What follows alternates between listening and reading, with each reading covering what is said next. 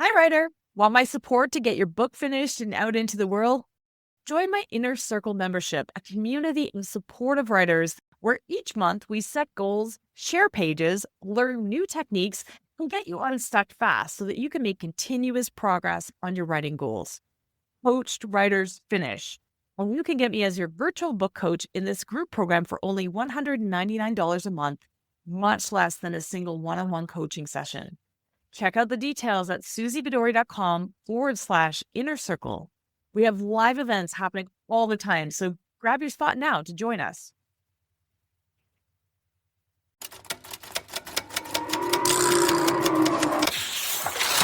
Welcome to the Show Don't Tell Writing Podcast with me, Susie Vidori, where I peel back the layers of how to wow your readers with your fiction, your nonfiction.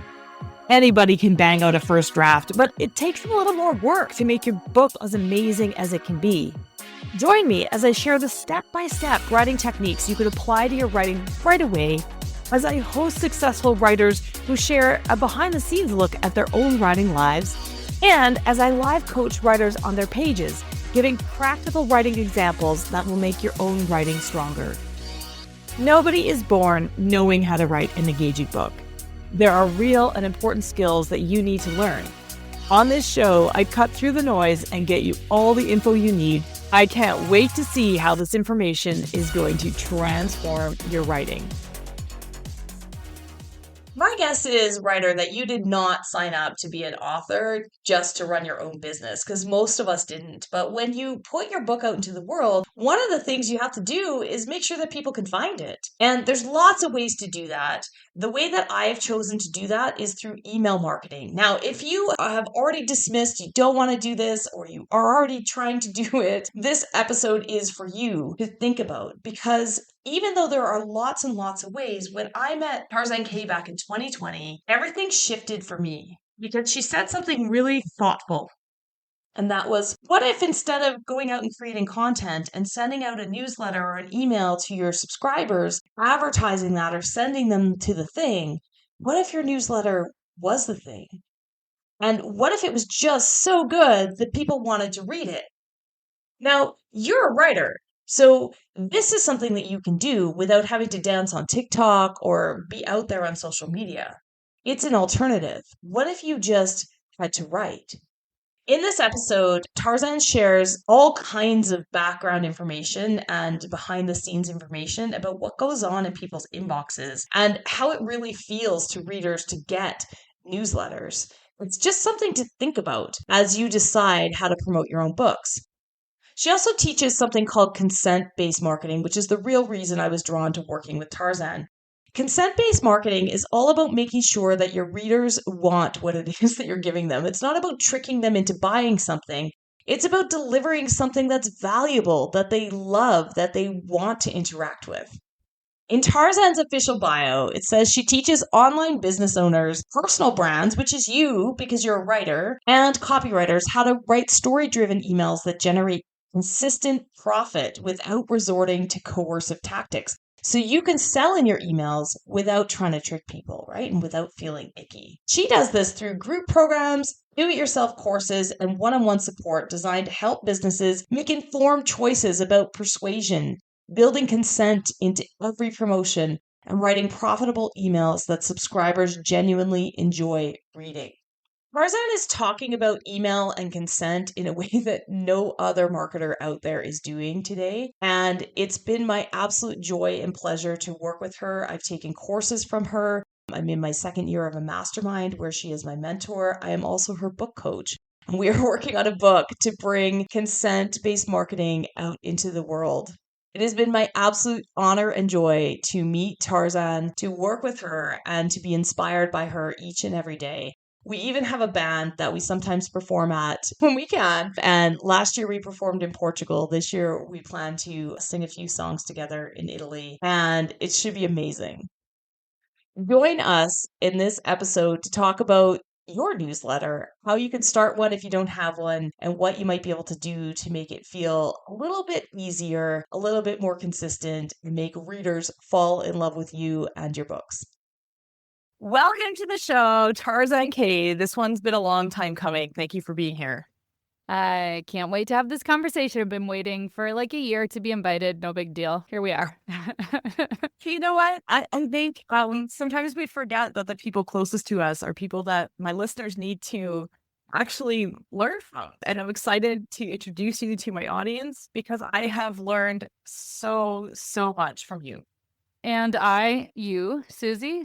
Because the thing is I think so many people come to me and ask, how did you treat your audience? And the biggest thing for me has been my newsletter.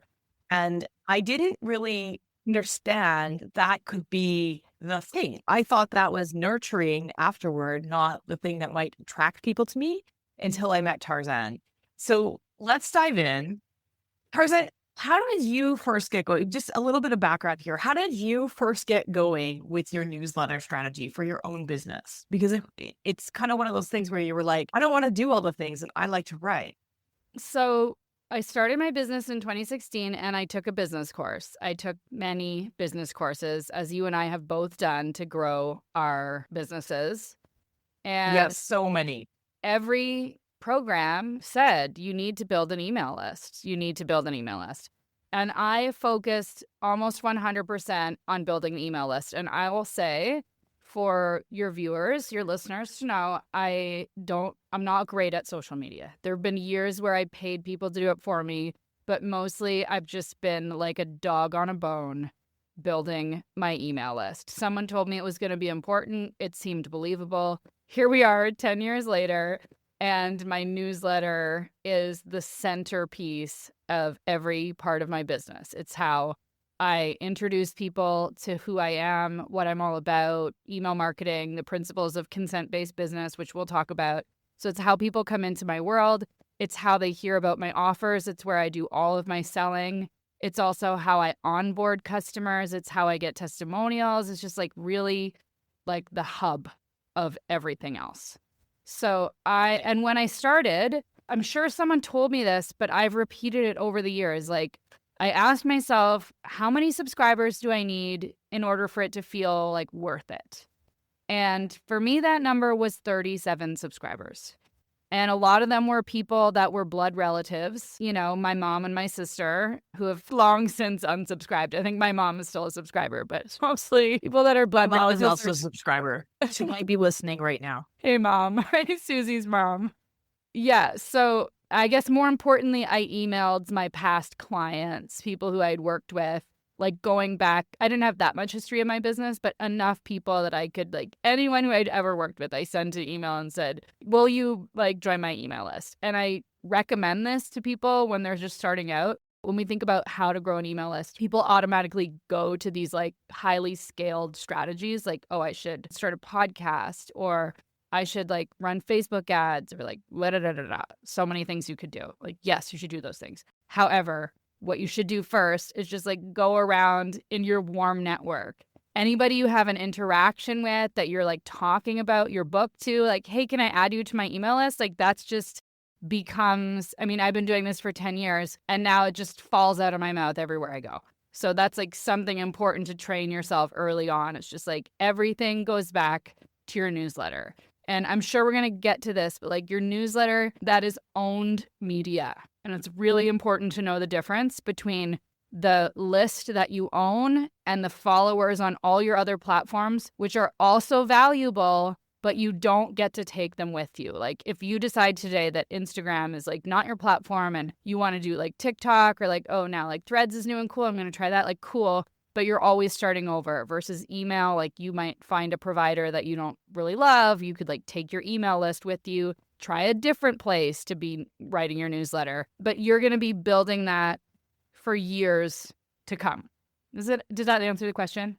Oh, yeah, absolutely. And I mean, it's similar to me. I had, as a writer, I had been collecting. I mean, also, somebody told me long before I met you, somebody told me it was important to have my own email list. And so, you know, I used to do a ton of events and I would have this physical sign up sheet. Yes. You want to be on my email list. Yes. And people would say yes. And I was awful at, and we're going to get to this, but I was really awful at sending anything out. Like I would do it when I had a new book, maybe, hey, come to the book launch. But that was it. And I had about 400 people, which I'm really proud of, on this email list. And so when I launched this service for writers, they're not the same people. So I struggled with, okay, I actually, I said this in the introduction, but I met Tarzan. I was like, all right, I can do this. I'm going to follow this strategy. Finally, I found a strategy that's going to work for me that doesn't feel icky. And we're going to get to that as well. But I had this email list of 400 people that liked my books, but they aren't necessarily writers. And so following that strategy, I sent out 2 emails to them and said, hey, I'm launching this new service. If you're interested in writing, hit reply or hit a button. I forget what I said. And let me know and I'll keep you on the email list. I ended up with 120 people. And so for me, that number of 37 was 120, but it started out with 5, right? Like when I first started, when I added, my mom was probably one of the first people I added to my newsletter list, and I probably asked her, and that's okay. But yeah, so start small, and then we're going to get to this, but be consistent, because when I had that list of 400, lots of them were like, what are you talking about? They'd added their name 5 years prior and never heard from me again. Yeah. So that's not great. How about we just start there? Because a lot of people, what you're talking about is so normal. People come into my programs all the time. Like it's the most common question is like, I have this email list from like 2 years ago that I've never done anything with. Like, do I need to start over, or can I just like bring them along with me? And there are lots, what Susie just explained is an absolutely acceptable strategy. Like, yes, there's ways to bring people along with you.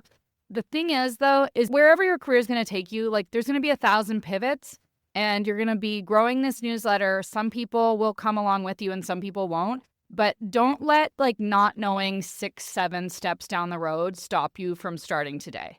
Because this is a like essential skill if you want to have an audience, if you want to sell books, if you want to have a business, whatever it is. Like this newsletter piece is very foundational. And regardless, it's going to take some time to find its feet for you to realize like what you like writing about, finding the balance between what you like to write about and what your audience likes to hear about. That's going to take time. I remember something someone said in my first year in business. This was like when blogs were still a thing. And she said, it was Danielle Laporte. They're still a thing in the writing world, by the way. They are. Okay, cool. Yeah. So this person said, it's just start your blog, just start today and give it 6 months to take shape. And I thought that was just such good advice and is also applicable to your newsletter. Like just start. Those subscribers that you're hand signing up, like in, where you're doing a reading or you're in like a writer's group or wherever you are asking people to sign up to your newsletter, it's going to take you some time to figure out how to talk to these people. What is your communication style and email? Like you almost want to think about your first 6 months as like a sandbox. And ultimately, the most important thing, Susie and I already talked about this before we even hit record, consistency is super duper important. It's actually better to send consistent like B- emails than to send one email every 6 months once a year that's like absolutely amazing. Like very few people can afford to get away with that. And the other thing is like you're not building the skill. And just like writing books, with writing emails, like you get better at it by doing it. So you're being consistent because it shows your newsletter subscribers you're consistent and it helps them not forget about you. But you're also being consistent for yourself so that you can figure out what the message is, get better at writing emails, and like develop this essential skill for wherever you go in your writing life. Absolutely. And I think one of the things that I always remind myself when I talk to other people about this is don't be so precious, right? So, right? Because I think what you said, I want to send an email out every 6 months and it's going to be perfect. That's what I see most writers doing. And I can tell you it doesn't work. And if you've tried it, you'll know it doesn't work. And they've got all these sections and they want to bring in all these informative things in this huge newsletter that's like so great and has all this whiz bang and photos and links and things, but it's only every 6 months and it doesn't work, right? Like, why not just throw out one thing out there every single week? Yeah, exactly. Yeah. Where Yes. And you'll get to see, like, let's say I'm just going to put myself in a slightly different pair of shoes. Like I have this email marketing business. Like I'm B2B. I serve other businesses. I teach them how to do email marketing. But let's just put that aside and say I'm a writer who's like building an audience for my book. Okay. Well, So you are what's my also a writer building an audience. yes, I am that as well. Thank you, Susie. Yeah. But let's say like that's the main thing that I'm doing. Like there's so many different approaches you can take. Like maybe you're going to be talking about your writing life. Like that's very interesting. Even people who don't write are interested in like talking about books. How are books written? Maybe it's your writing life. Maybe you're talking about like your characters or your inspiration for your character. Like, oh, like what stage is your book at? Or like whatever. You're going to cycle through many different topics and you will find through trial and error, wow, I really like writing about this one particular thing. And usually there's an obvious cross section because what you like writing about will also make for the best writing. And it will probably make for the writing that your email subscribers love the most. But you watch for replies. Like that's the main way that I am able to gauge what works for my newsletter and what my subscribers want to hear based on how many people reply and what kinds of things do they say in the replies. So, that's another reason, just if we're trying to make this step by step, get to your critical mass of like 37 people, whatever your number is. We need to know that there's some people reading it because we're going to depend on them to give us feedback on what we like hearing. And the things that I love the most about writing is, as a writer, I just cannot imagine like anything more rewarding than writing a newsletter. Like every week I send out this newsletter to 10,000 people and I immediately get replies from people saying things like, oh, that's like exactly what I needed to hear today. Or like, oh, here's my story about this topic, or like whatever. Like there's not too many places where you get this like very rich feedback on what you've just written. I find it is like, unlike, I don't have a super great experience on social media, which it feels like very public and sort of like, I don't know. It doesn't make me very happy.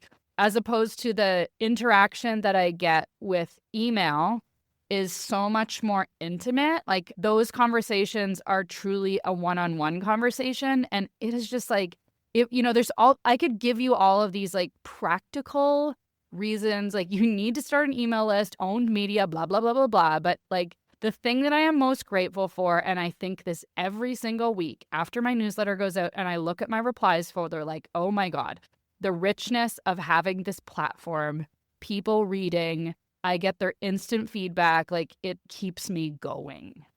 Yeah.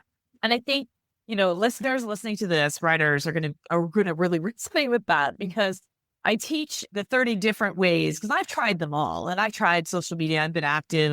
Right now I'm pretty inactive.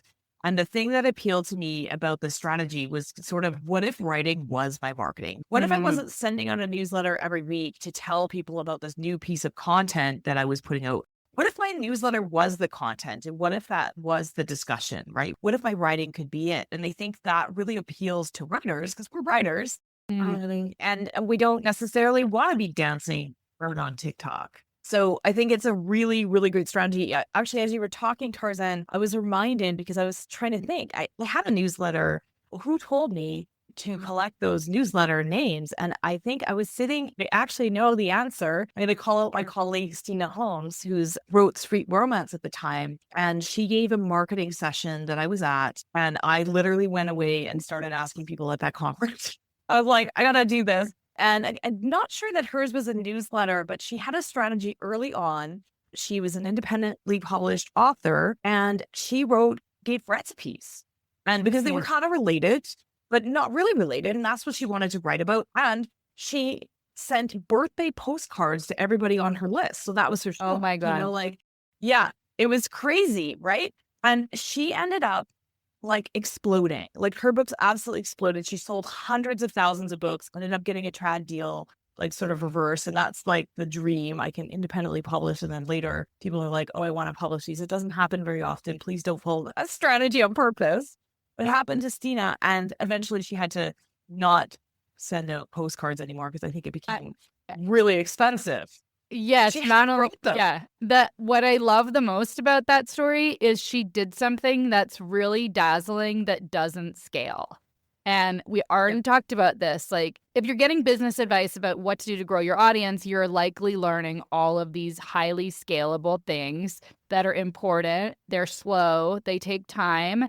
If you want, like, the value of that list of, like, let's say 500 people that saw you at some kind of event or whatever and got a birthday card from you is like, you Amazing. cannot compare the value of those 5 people to 5,000 people that found you through like a Facebook ad or something. And I gotta say, I mean, I never did get a birthday postcard from Stina. It's like I think my dad, she was just too big. And Stina, if you're listening, I'm going to invite you on the podcast and we're going to talk about this. But the thing is yeah, it was just this allure. It was like not just, but there was a thing, right? There was an incentive to sign up. It's like, well, I want to see that postcard because she travels and she wrote them personally. So she'd buy them when she was like in Italy or whatever and like send them. Anyways, it was really cool. You don't have to have that coolness, but definitely building an audience. So the reason I thought of it was because of the recipes, because it didn't have it. I mean, it wasn't connected directly to books. And so whenever it is that you like to write about, enjoy it, write about it, and you're going to find your audience. Okay. So think we're sold if we're listening and we don't have a newsletter yet. You're like, yeah, maybe we should get on this. Tarzan, what can a great newsletter do for a writer and what can it not do? What can it do for a writer? What can it not do? Not necessarily going to sell you books overnight. I'm going to tell you that, right? Like it's not necessarily going to be you send out one newsletter and say, buy my book, and they're going to click on it and you're going to have 100,000 sales. Like this is a relationship that you're building. So what should they be aiming for? Like what's the point of a newsletter for a writer, do you think? Okay, well, this feels very alive for me because I hired this amazing book coach, Susie Vidori, to help me write my book proposal, my email list, and what I will do with my email list is all over that proposal.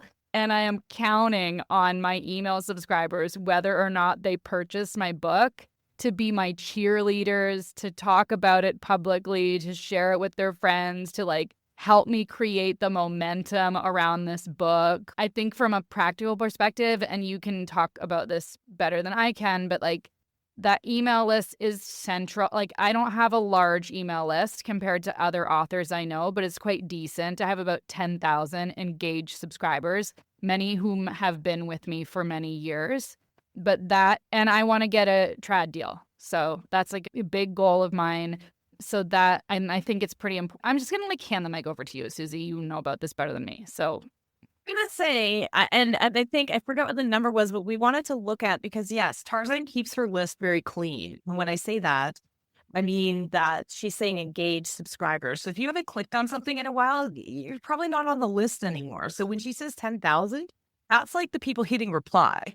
But I think we took a look at when we were putting together your proposal, how many people have been on your newsletter over the years, and that number was much, much bigger. I can't remember. Was it 40,000? Right. Yeah, yeah, we also added to the proposal like 50,000 people have come and gone from this newsletter. We also cited like here, these are the partners who will share about this book, and we like everything comes back to email list size. It's like, oh, and my peer so-and-so with a list of 50,000 will also be sharing this book. So those email list numbers are all over it. So coming back to your question, like what can the list do for you?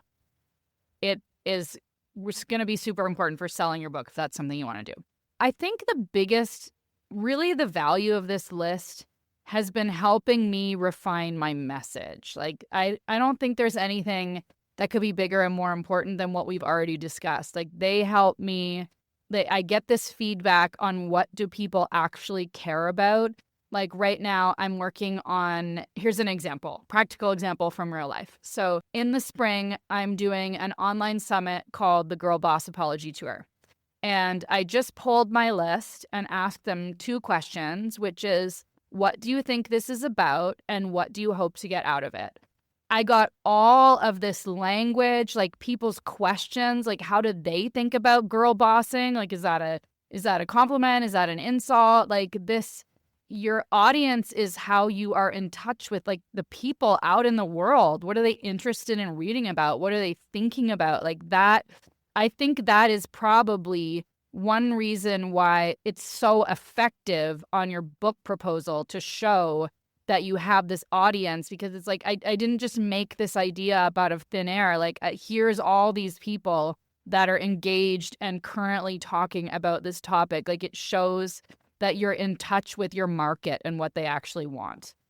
You know, we talk about the Girl Bosses Apology Tour, and I talked about this a little bit in the introduction, but you teach consent-based marketing. And I think that this is why you and I are so aligned. It's the reason I was attracted to your newsletter in the first place, was because there are a lot of things that writers in particular, we come to this space and we want to write, and we all of a sudden are thrown into this experience where we realize we're actually small business owners and we have to do our marketing. Yeah, sorry. You're actually going to be, whether you are yet or not, you're going to be a small business owner in some way. And you get to decide how you show up to the world as a marketer or as an author. And there's so many things that people will teach you that feel icky, right? Like, Yes. buy my book, buy my book. I don't want to dance on TikTok. I don't want to do this. I don't want to do that. And can you just talk a little bit about consent-based marketing and what is that, first of all? And how did you flip that script so that, you're talking about what does your reader actually want? How do you show up for them? And how do we make it feel less icky? I'm just going to stop. Yeah, great. Okay. If you are listening to this conversation, I mean, a lot of people are so resistant to doing email marketing that they'll just like skip this episode. They're like, ugh, email marketing, gross. And that is a very valid feeling. And the reason, if you feel that way, is because there is so much in most people's inboxes where that they don't know why it's there. They don't recall signing up for it. Maybe they even, I'm like at war with this one newsletter right now that I've unsubscribed from like more than 3 times. And I've done the same. Yeah. Yeah. So there's like so much shady stuff going on in your inbox that feels like intrusive. It might feel overwhelming. So a lot of people are just like, I don't want to participate in that. Like, are you asking me to like be a spammer, Tarzan? Because I do, to be fair, like, I do send a lot of email. I send a newsletter every single week. And when I'm in a promotion, and right now I've like chilled out a lot in my promotions, but if I'm doing like a 7-day promotion, I'm for sure sending like at least 10 emails, maybe 12. So I do send quite a lot of email. However, I found ways to do it that make sense and feel good for me. And that's where my consent-based strategies come in. So just as a starting point, when I started in business in 2016, it was and still is all about having a freebie.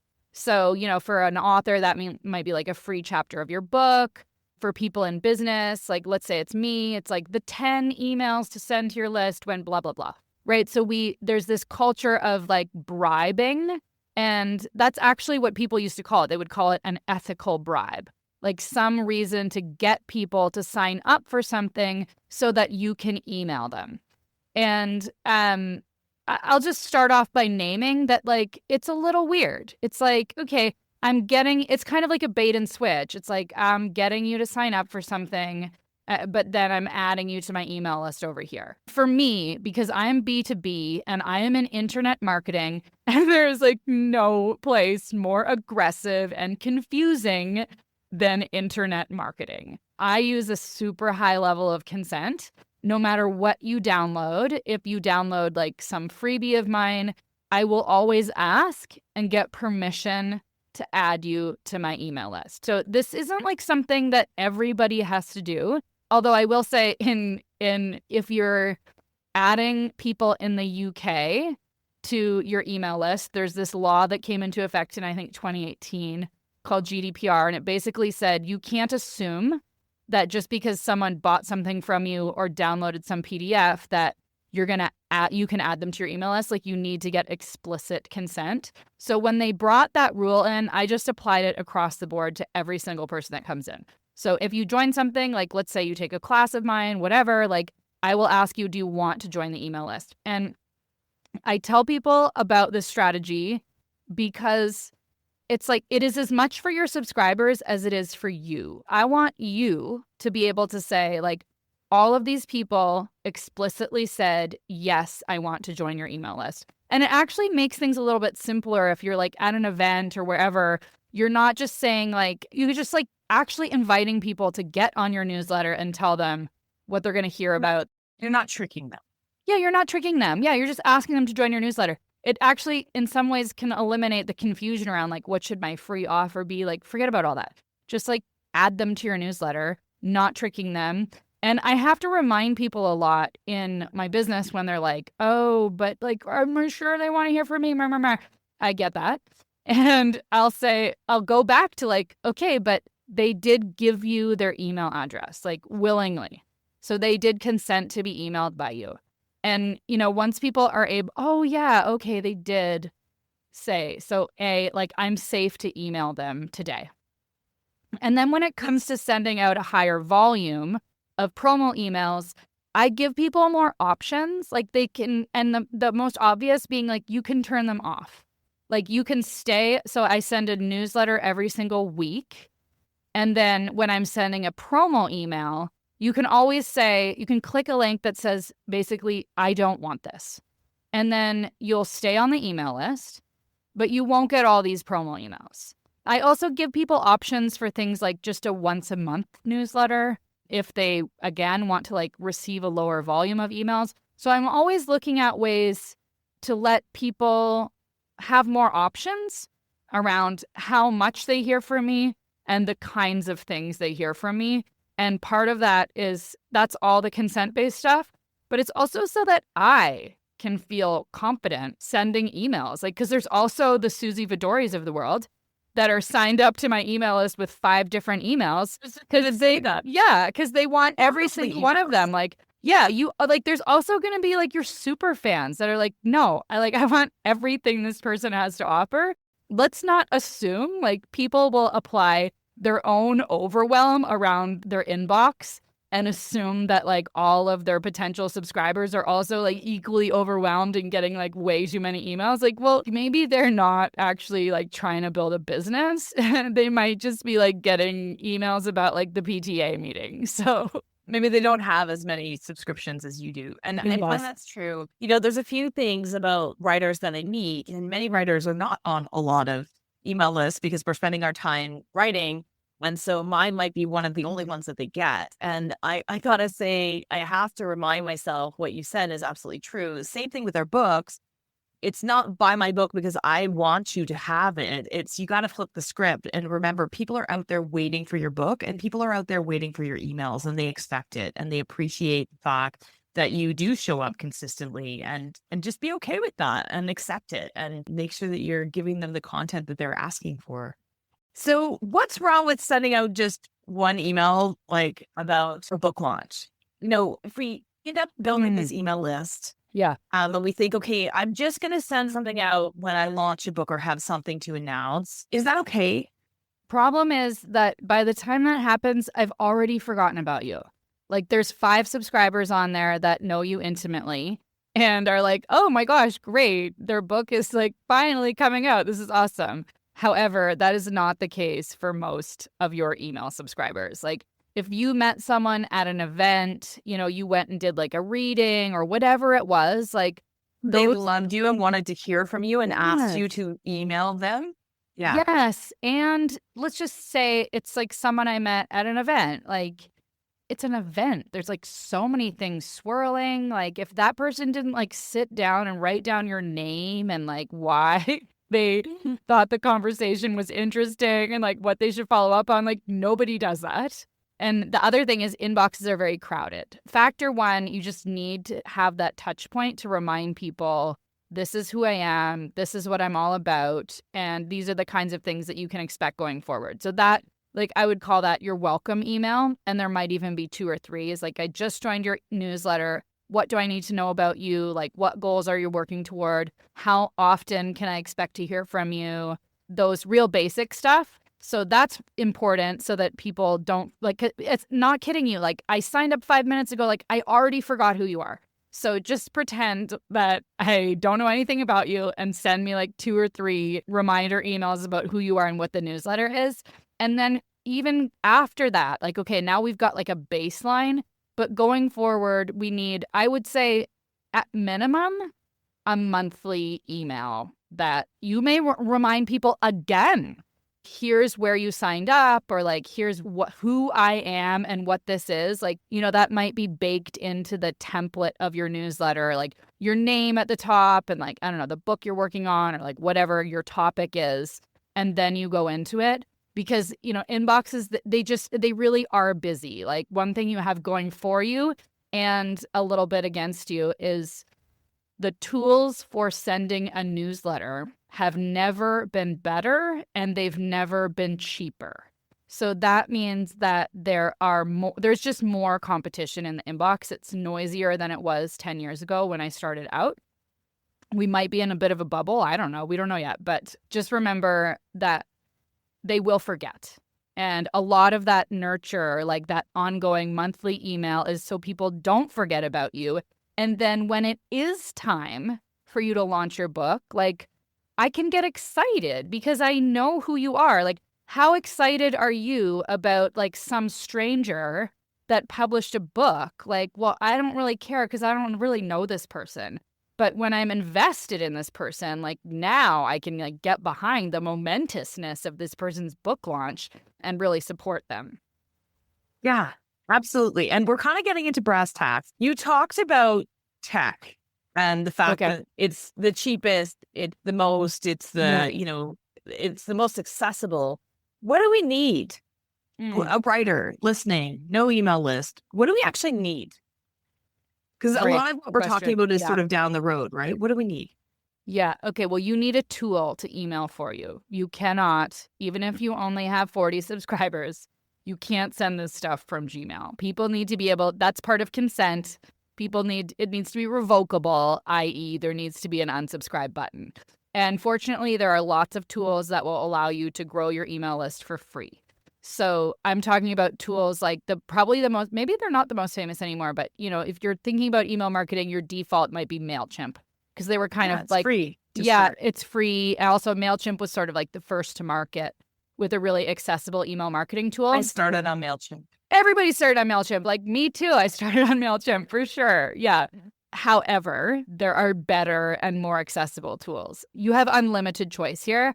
But I would say, as a professional who's been doing this for 10 years, really the best for this type of business on the market right now are Kit, formerly known as ConvertKit, and Beehive. If you're trying to choose between one or the other, like you really just choose between Kit and Beehive. They both have a free subscription that is very robust. Like I think Kit lets you have up to 1,000 email subscribers. It's a bit limited in what you can do with automations, but don't even worry about that. Like right now, you're just setting up an opt-in page where people can say, yes, I want to join your email list. And Kit has templates for how to do that. Susie will definitely put a link in the show notes. Yeah, so you need a landing page, also called an opt-in page, where people can fill out the form and join your email list. And then it will also let you set up an automated email that goes out and says, hey, welcome, like your action has been successful, blah, blah, blah. Here's what to expect. We already talked about that. So you need the landing page, which is usually powered by this. When you're starting out, it is usually part of, like, you can use the same tool that you use to deliver email. So most providers let you set that up. Go ahead. Yeah. And if you're out there with your list at a signing and it's a physical list, then go type them in. Exactly. Yeah. Into your own opt-in list. That's what I do. Absolutely. Okay. And just, disclosure here, I use Kajabi, which I have because it has email, but it also has course things. It's overkill for what you need right now starting out and what most people need. Yeah. But I started on MailChimp. The one thing I would say with MailChimp is, and maybe they fixed this, but I had a really hard time and had to dance to get my contacts out. They make it difficult to export your contacts when you leave, Yeah. which I found annoying. But the ones that you have named do not do that to you. Yes, totally. I guess I would caution people, don't get too hung up on your tool. If you're already using something and it's like, I don't know, Flowdesk or something that we haven't mentioned, like just keep going.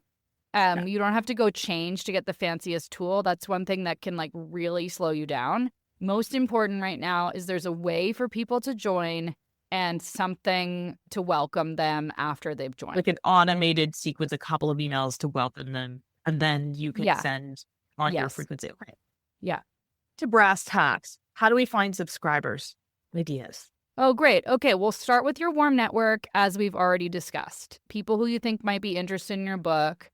I really like the most high value people are people who you have met in person. So, Susie, what kind of events do writers go to where they could be growing their email list? You might be at a farmer's market or a signing or like at a bookstore, or you might be at a conference. Anywhere, really. Anywhere writers gather, anywhere readers gather. In the height, when I did a lot of events, because I write for teens, we did a lot of teen events that were not book related, and I loved being the only bookseller there. Awesome. It was amazing. That's so cool. Yeah, so those in-person things are just so valuable.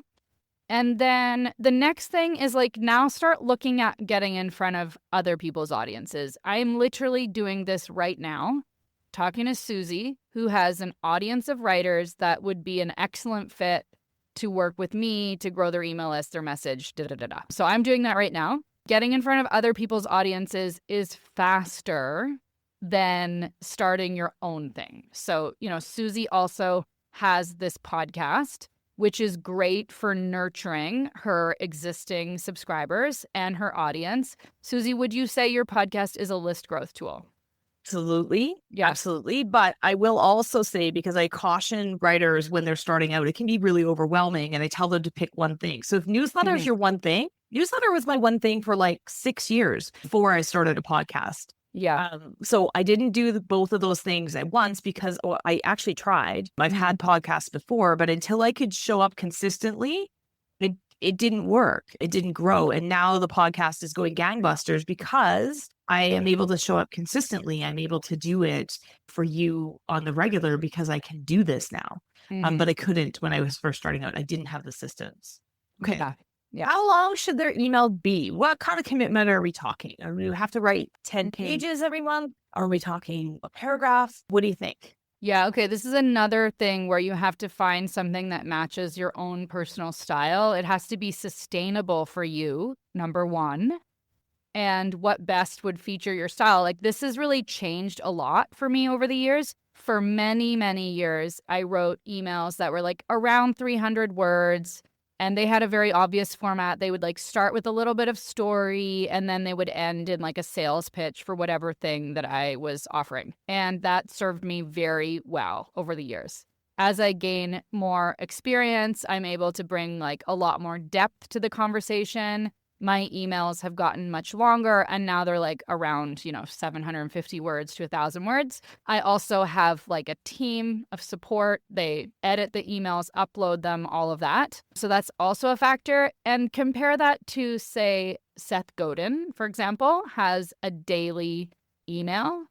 And if you subscribe at Seth's blog, he sends one email a day, and it's like one paragraph. And it's incredibly thoughtful. And it's just one thought, and that's it. And it's like plain text. Like there's no fancy formatting or anything. But he's got his thing. That's his personal style, his personal email brand. So it's a tough answer because there's just so many options. Like they're instant. The right answer, right? These are writers. They're creative. Find your groove. Yeah. Like if you haven't, when you all go and subscribe to Tarzan's email newsletter now, you're not going to want to unsubscribe because those stories that you tell are amazing and entertaining and deep and personal and all the things. And we get to know you. And that's your brand, right? Right. Yeah. So that is one thing that has not changed in 10 years is my newsletter has always been very story driven. No matter what happens, short emails, long emails, sales emails, newsletters, like even my onboarding emails, they're full of stories. But if you sign up to my newsletter, which by the way, you can at tarzankay.com/newsletter, you'll see a beautiful newsletter. It has an ad at the top. Then it has like, say, 750 words of the main core content. And then there's like a link section with maybe things I'm selling or things I found interesting, things other people are selling. Like, it's a beautiful newsletter. And also, like, it's produced by me and my team of 3 people. So I really want to stress, especially when you're starting out, it's probably going to be a plain text newsletter, meaning like there's no fancy formatting. It's like black text on a white background. Maybe there's like a banner. Susie, I think your newsletter has a banner. It's not a banner. What I do is I usually have either a GIF or a photo, and it's often in the top 10% of the newsletter, so above the fold, and it's usually me. So they're always personal. Occasionally we do like an out there GIF just as a funny or something, like personality driven, but lots of times they're photos of me. Yeah. Okay. How should they feel about unsubscribes? Let's talk about the elephant in the room. I'm going to send out a newsletter and my bestie unsubscribes. How do you feel about that? Okay, I literally just wrote an email with the subject line, that feeling when your bestie unsubscribes from your newsletter.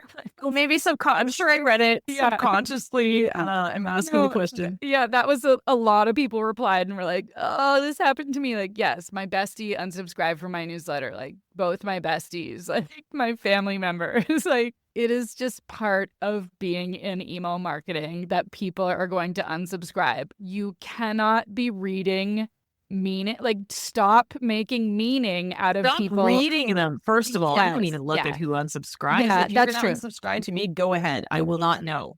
I think so. I still think about that sometimes. If I have like a past client or something, I'm like, oh, I feel bad unsubscribing. But really, number one, I don't recommend that you look at the names of people that unsubscribe. Like, it even feels weird to me. It feels like a breach of privacy.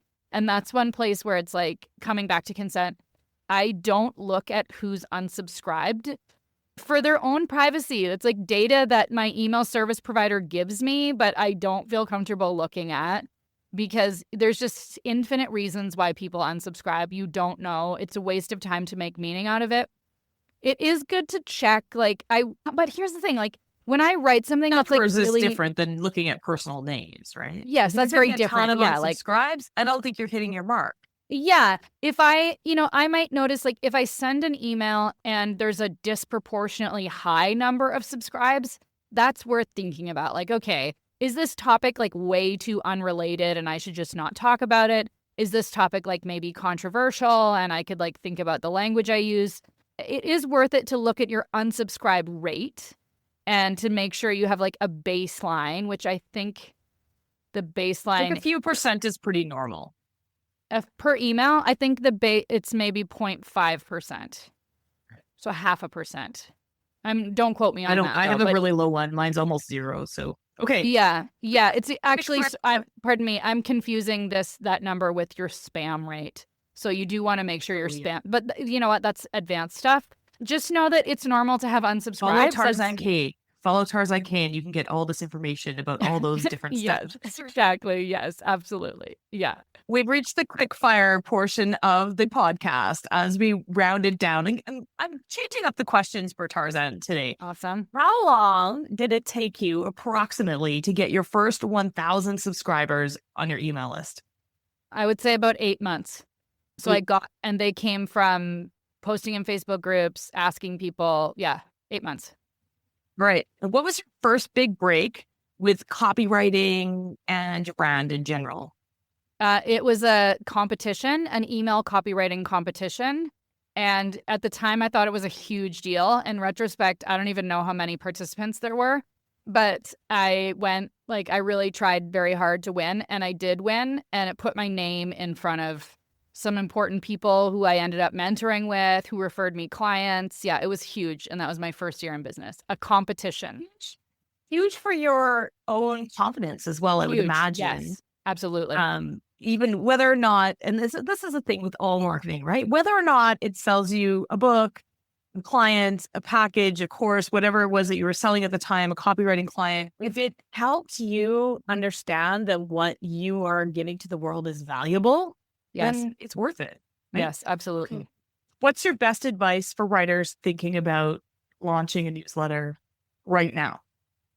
Start today, like literally right now. You could go to block some Even time. if I haven't published yet?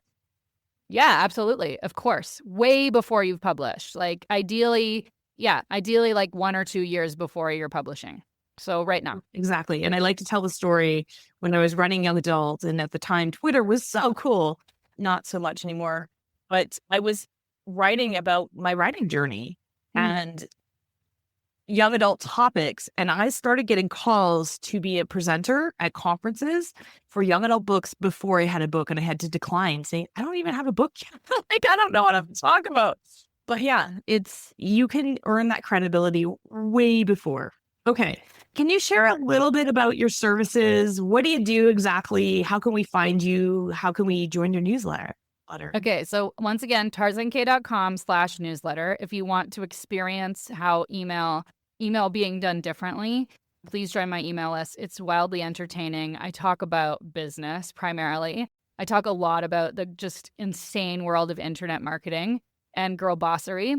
So you'll learn all about that. You'll also get a pretty scintillating intro to my story in online business in the onboarding emails that I send you when you join my email list. So just pay close attention to those. You can use them as inspiration for what you send to your email list. And I, for the last 10 years, have sold courses about email marketing. And I have business programs that are like small group programs where we work intimately with other businesses, sharing information, supporting each other, that sort of thing. And in the next year, I'll be doing the most exciting thing I'm working on right now is the Girl Boss Apology Tour coming up in spring. So if you get on my newsletter, you will have a chance to join that in the spring.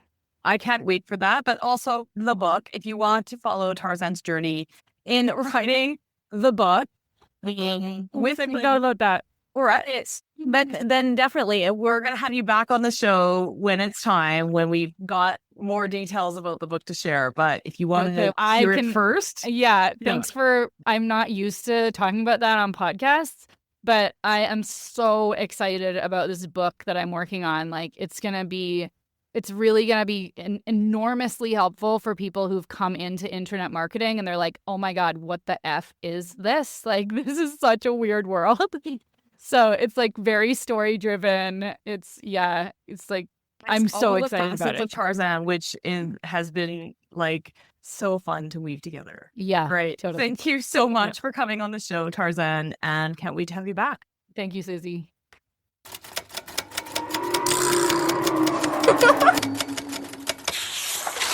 Thanks for tuning in to the Show Don't Tell Writing Podcast with me, Susie Vidori. It is my absolute honor to bring you the straight goods for that book you're writing or the book that you're planning to write. Please help me keep the podcast going by helping people find us. You can subscribe to the podcast and leave a review on Apple Podcasts, Spotify, or wherever else you're listening to show how much you enjoy the show. That's how other listeners will find us. Also, visit susievidori.com/newsletter to hop on my weekly inspired writing newsletter list, where you'll stay inspired and be the first to know about all the upcoming training events and writing courses that happen in my community. Want my eyes on your writing? Submit a page in your current draft for a chance to come on the podcast at the link in the show notes. I'd love to chat with you about your writing in my always positive, incredibly supportive way, so that you can make great strides towards your writing goals. I'm here to cheer you on.